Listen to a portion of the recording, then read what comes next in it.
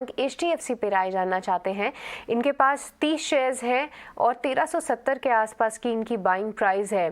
Banking में leader है HDFC bank, पर अविनाश जी क्या करना चाहिए इस पर्टिकुलर काउंटर में? हम यहाँ पे देख रहे हैं कि इनको थोड़ा सा प्रॉफिट तो ज़रूर हो रहा है, बट क्या एक समय पे जहाँ पे 1500-1600 के प्राइस पे ये काउंटर चलता था, क्या उन स्तरों की उम्मीद फिर से लगाएं एचडीएफसी बैंक में?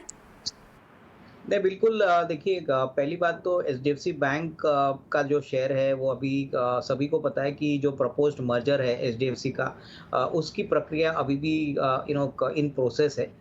मुझे लग रहा है कि देखिए ये तो मार्जिनल प्रॉफिट है, लेकिन अगर हम अगले साल 1.5 साल की बात करें, जब बैलेंस शीट कंसोलिडेट होगी, ये मर्जर फाइनली अप्रूव होगा, तो उसके बाद जो ग्रोथ एचडीएफसी बैंक को मिलेगा वो काफ़ी सिग्निफिकेंट आएगा, क्योंकि ऑलरेडी ये कहा जा रहा है कि एचडीएफसी के जो शेयर होल्डर्स हैं और जो कस्टमर्स हैं, वहाँ पे बैंकिंग रिलेशनशिप करने की पोटेंशियल इस मर्जर के पॉइंट ऑफ व्यू से आएगा।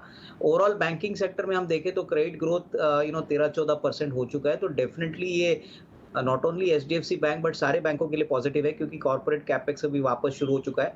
तो मुझे लग रहा है जो 1500-1600 के जो लेवल्स है, उससे भी कहीं ज़्यादा अपसाइड आपको एचडीएफसी बैंक के शेयर में मिलेगी, प्रोवाइडेड कम से कम साल 1.5 साल का नज़रिया रखें, क्योंकि देखिए नंबर्स जो भी Q1 के आगे काफ़ी अच्छे थे।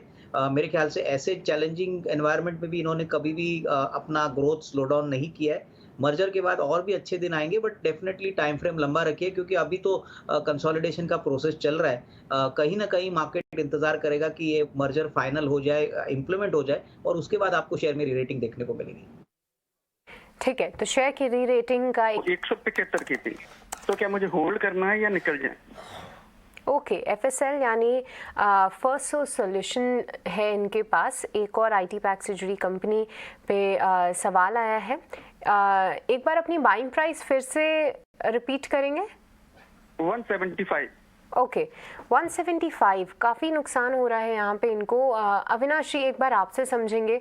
क्या आप कह तो रहे थे कि आने वाले 2 से 3 क्वार्टर्स जो हैं पूरे सेक्टर के लिए चैलेंजिंग रह सकते हैं, बट एफएसएल आपको कैसा लगता है? क्या यहाँ पे कुछ एवरेज आउट इन्हें करना चाहिए, या फिर ये पर्टिकुलर काउंटर से निकल के कुछ अन्य सेक्टर्स हैं जहाँ पे इनको ध्यान रखना चाहिए?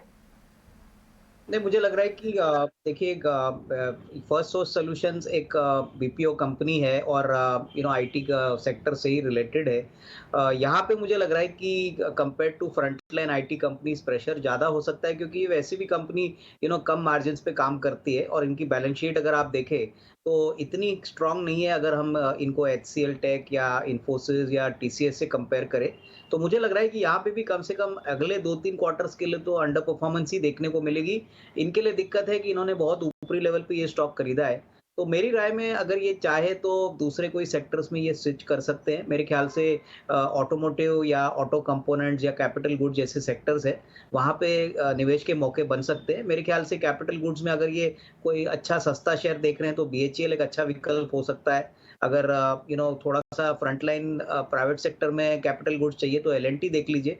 बट डेफिनिटली फर्स्ट सोर्स में लग नहीं रहा है कि कोई बड़ी अपसाइड आएगी, तो स्विच करेंगे तो थोड़ा-सा इनका जो लॉस है वो रिकवर कर पाएँगे, ऐसा मुझे लग रहा है।